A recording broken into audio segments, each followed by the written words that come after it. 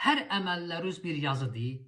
Sən ki istəyirsən, birinin qapısını döyəsən, 2 kilo, 3 kilo qənd almısan, aparırsan ki, ona kömək eləyəsən, onun qapısını döyürsən ki, verəsən, onu cəmaata car çəkmə.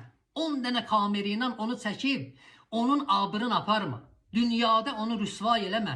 Riya olan yerdə ibadət batildir, biləsiz.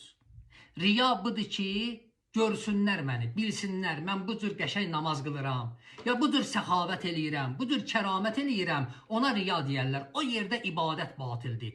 Allah buyurur, əgər sən bir işi görürsən mənə görə, sən mənə görə onu gizlində elə, onun müzdün mən sənə verəcəm.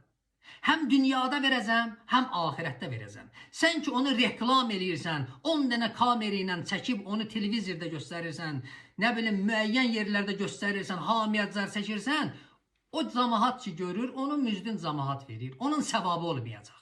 O riyadır. O yerdə ibadət batildir. Bu misali ahirət şam səhərdir ibrətəl. Şam gecə olur, gündüz olur.